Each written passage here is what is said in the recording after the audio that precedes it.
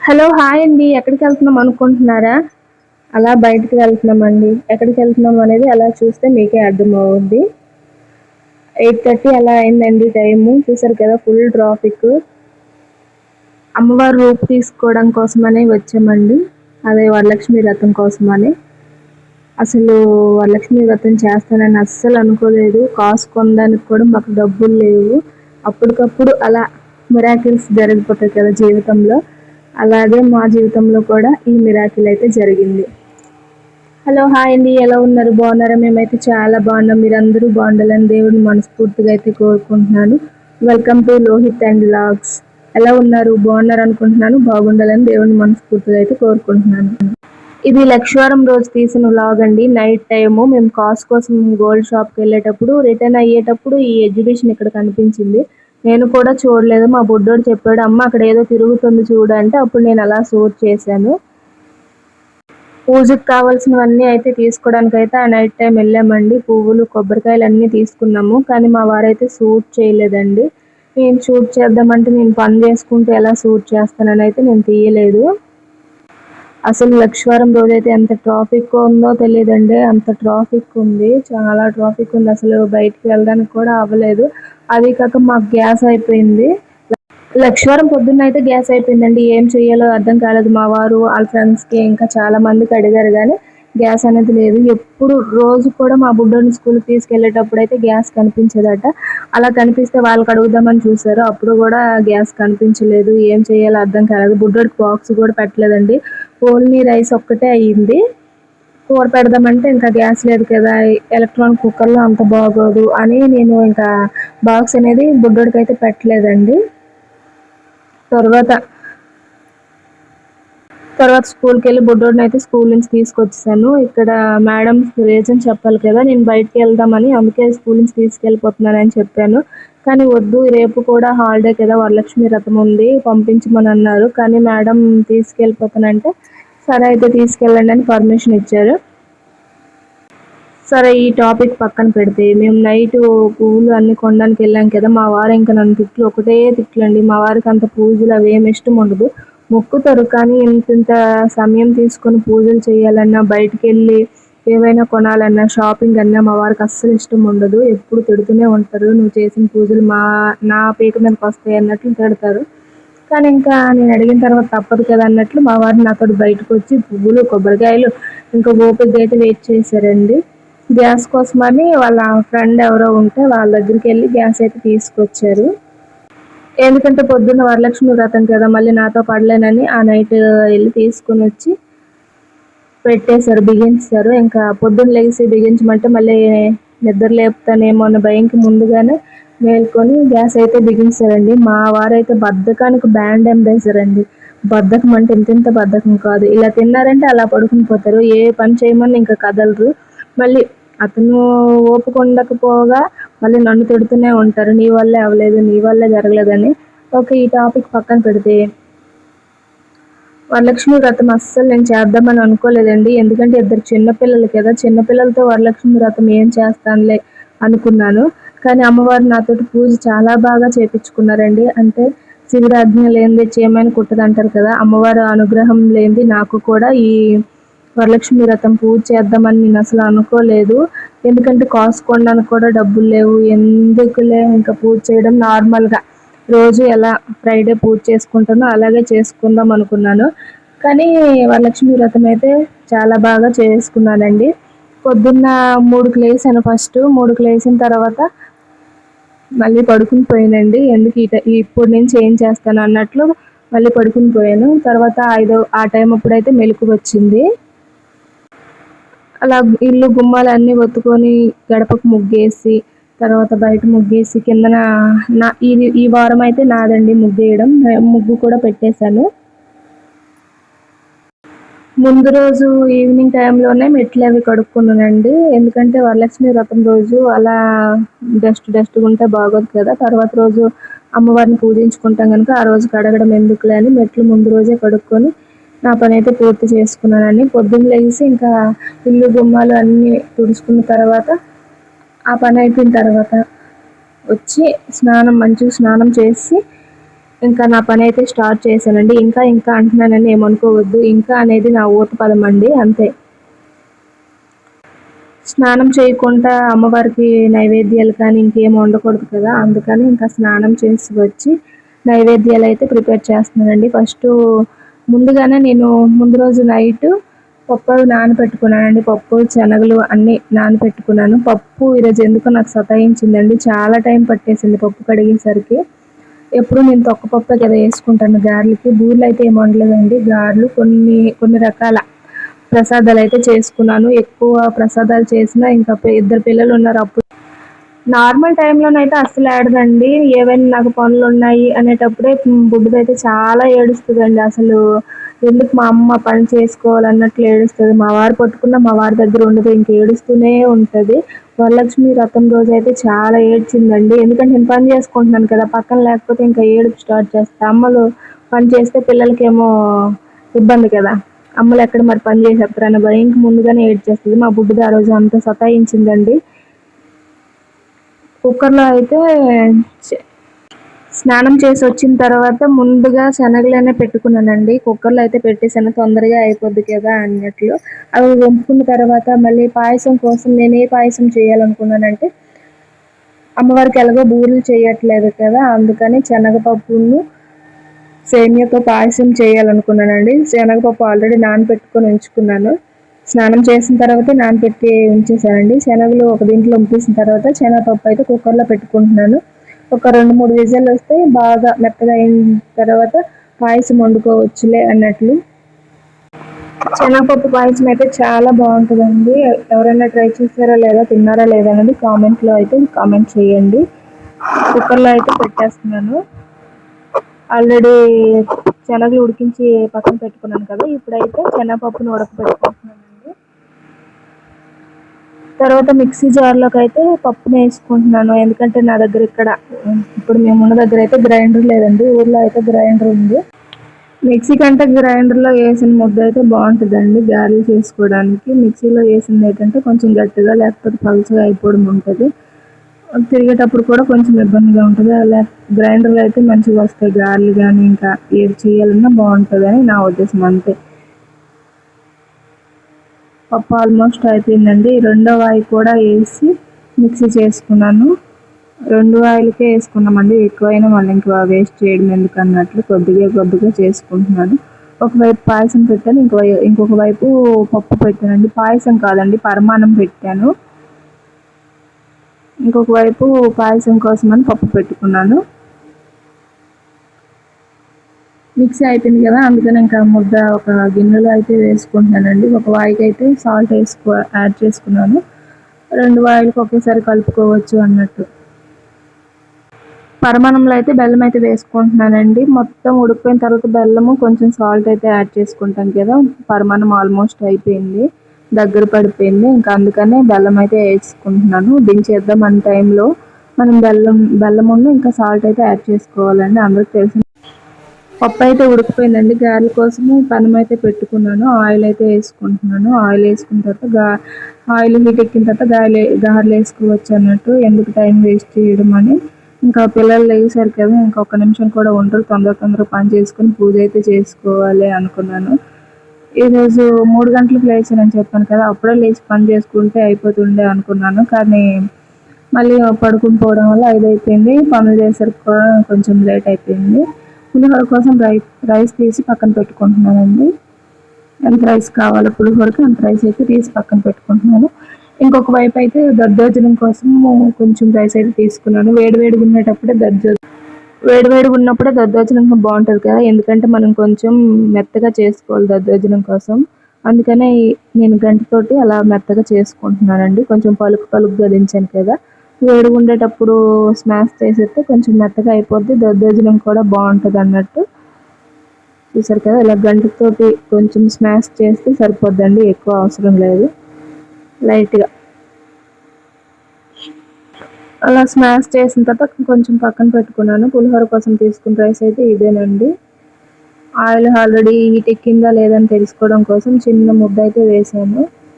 Oil heat ఎక్కిందా లేదని తెలుసుకోవడం కోసం మా అమ్మ అయితే ఇలానే చేస్తుందండి. ఈ చిన్న వేసాను కదా ముద్ద అనేది, ఉడికిన తర్వాత అటు ఇటు తిప్పి పొయ్యి మీద అయితే పొయ్యి కానీ లేకపోతే గ్యాస్ స్టవ్ కానీ పక్కన పడేస్తారు.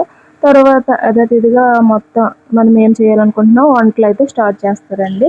నేనైతే గారెలు వేసుకుంటున్నాను. ఇదేంటి అక్క చేతితో వేయకుండా టీ జల్లెడతో వేస్తున్నాం అనుకోకండి, నాకు చేతితో వేయడం రాదు, అలాగనే కవర్తో వేయడం రాదు. అలా వేస్తే బూరెలాగా వస్తాయి, అందుకని ఇంకా టీ జల్లెడతో అయితే వేస్తున్నాను.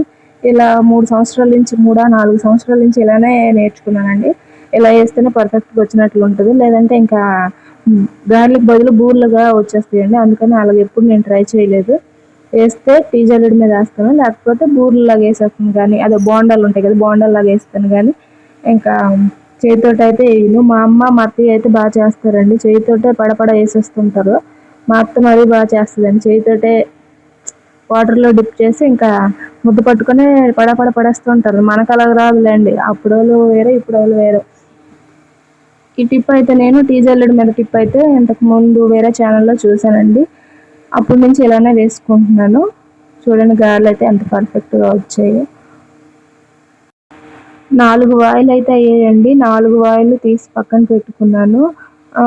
చూపించలేదు కానీ ఒక్కొక్క వాయి తీసి పక్కన పెట్టుకున్నాను. వాయి అంటే ఎన్నో లేవులేండి, కడాయి చిన్నది కనుక ఒక 5-6 తప్ప ఇంకెక్కువ పట్టట్లేదు గారెలన్నీ తీసి పక్కన పెట్టుకున్నాను. ఇంతలోపు పప్పు అయితే ఉడికిపోయింది కదా, అది స్మాష్ చేసుకుంటున్నానండి. ఎంత మెత్తగా ఉడికితే అంత బాగుంటుంది కదా పప్పు పాయసం అనేది. మనకు వీలైనంత వరకు కొంచెం పప్పులా తగిలేటట్లు ఉండాలి, నార్మల్గా స్మాష్ చేసుకోవాలి, అప్పుడే పాయసం బాగుంటుందండి. ఈ పాయసం ఒకసారి చేశాను వారాహి అమ్మ పూజలో, అప్పటి నుంచి ఈ పాయసం అనేది నాకు ఫేవరెట్ అయిపోయిందండి. అప్పటి నుంచి అయితే ఈ పాయసము ఫేవరెట్ అయింది నాకు, మా పిల్లలకి, మా వారికి, అందరం ఈ పాయసం తింటామండి. ఇంకా స్టవ్ మీద పెట్టుకున్నాను.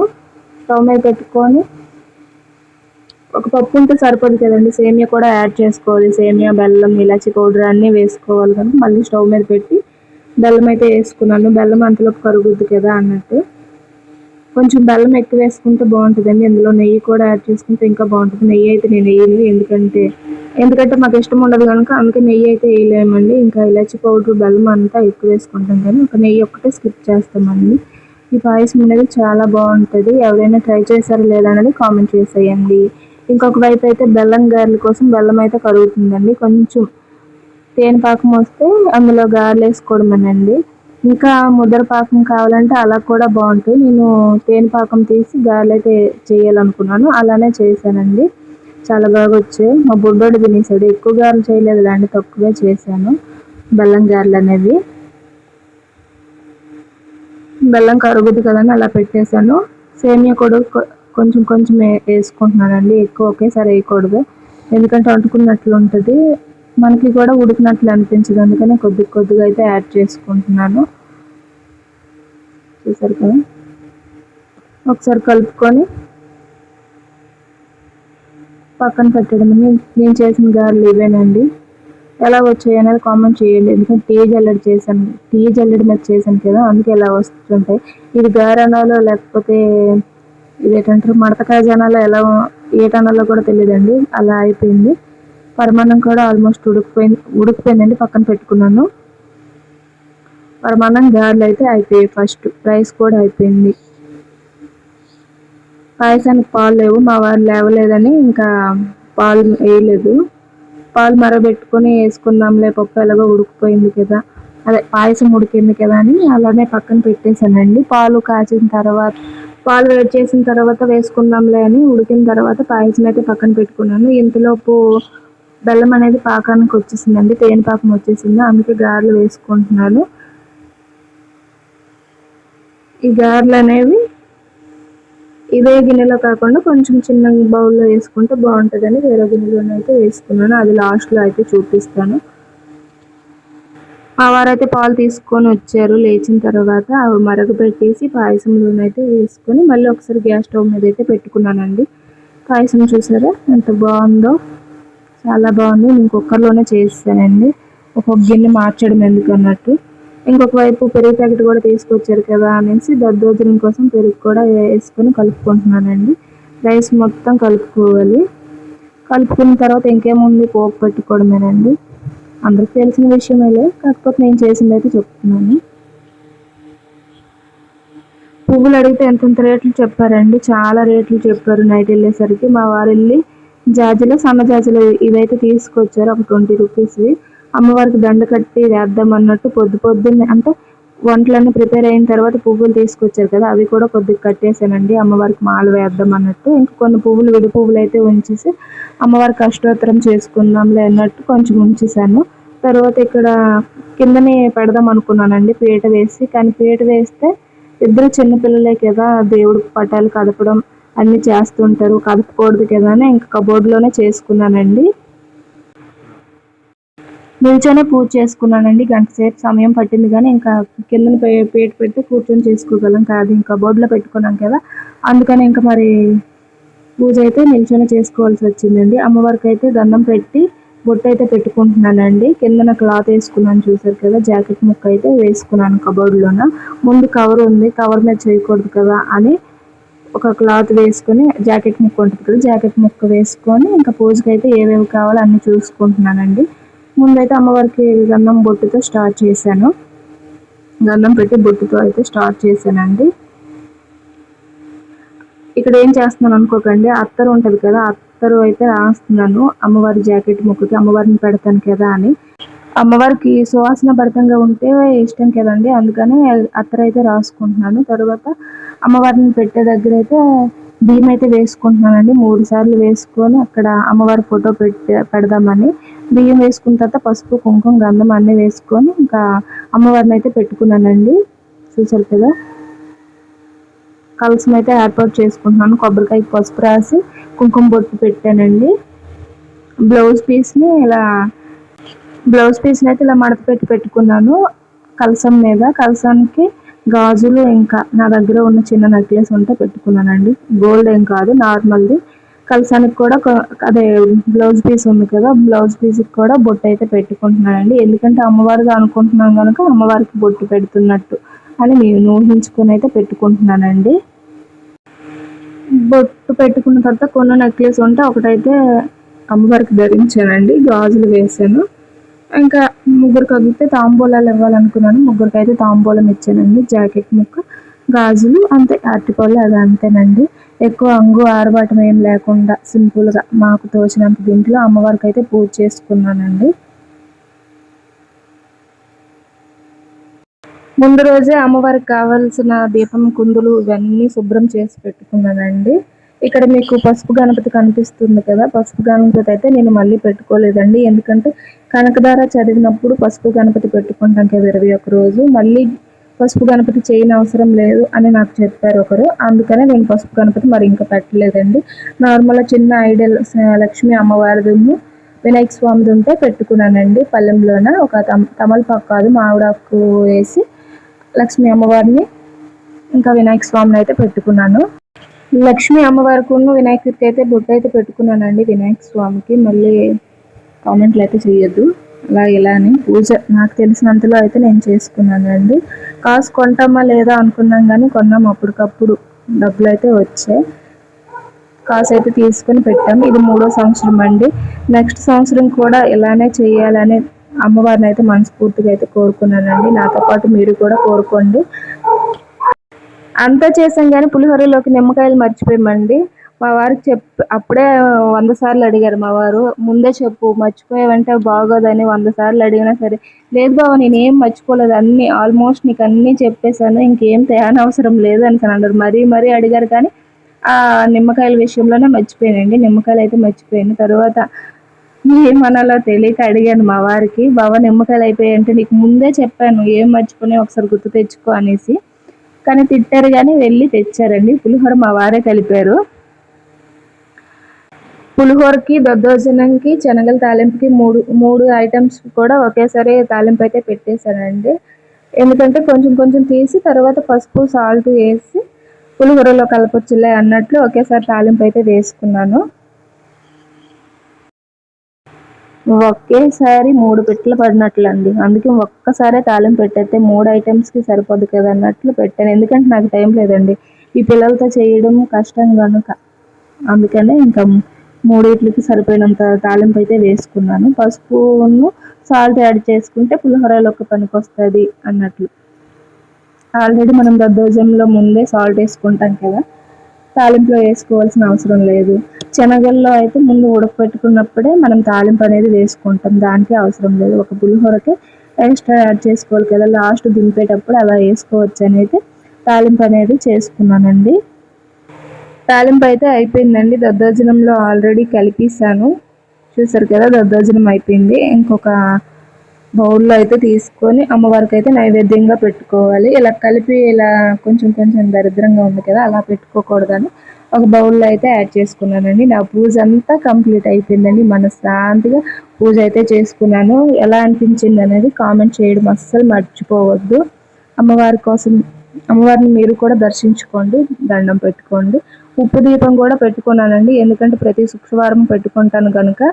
పసుపు కొమ్ములతో కూడా పూజ చేసుకుంటాను, కానీ పొద్దున్న నాకు కుదరలేదు కనుక ఈవినింగ్ టైంలో పసుపు కొమ్ములతో అయితే పూజ చేసుకున్నానండి. యాక్చువల్లీ నిన్నే పెట్టుకోవాలనుకున్నాను ఈ వీడియో, వాయిస్ ఓవర్ ఇవ్వడానికి కుదరలేదు కనుక ఈరోజు అయితే వాయిస్ ఓవర్ ఇస్తున్నాను. అమ్మవారికి పాలు, ఇంకా గారెలు, పరమాన్నం, పాయసం, పులిహోర, శనగలు ఇవన్నీ పెట్టుకున్నాను.